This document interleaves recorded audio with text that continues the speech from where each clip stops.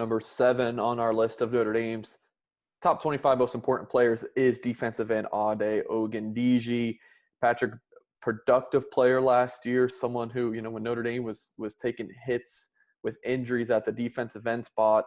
Ogundeji, in 2018, played in 13 games, 22 total tackles, so didn't have high expectations coming into last year, but had a solid Pro Football Focus grade of 82, had 7 tackles for loss, 4.5 sacks, a few forced fumbles, and a fumble recovery. So solid season when, coming into it, people didn't really have high expectations for him. But this year, he's checking in at number 7 on our list, and I would say the expectations have to be pretty high.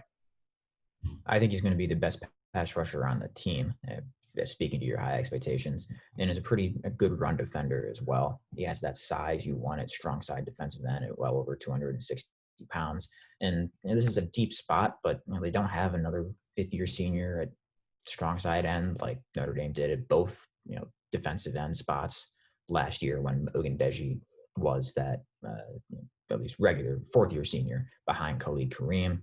And I think you definitely saw what the ceiling is for Ade after Julian Okwara got hurt, where I believe it was 3 of the sacks came after that, and when he had more pass rushing opportunity. So I think that kind of speaks to what he can be with more snaps, and especially at that giving Notre Dame another good pass rushing presence off that strong side end, where Kareem is crafty and good defensive lineman as he was in both areas, not quite the pass rusher or pass rushing upside that Ogundeji has. Patrick, it's crazy. He's played in, 5 plus 13, 8, 31 games at Notre Dame. Guess how many starts he has?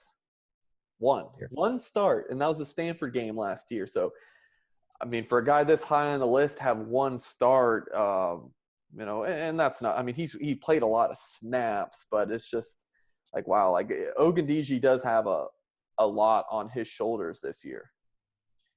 I think that start number you referenced speaks to a lot of, one, the depth Notre Dame had here with Khalid Kareem and Julian Okwara at the Viper, and just the overall defensive line quality the last 3 years, and also the ceiling. I personally ranked him in number 5.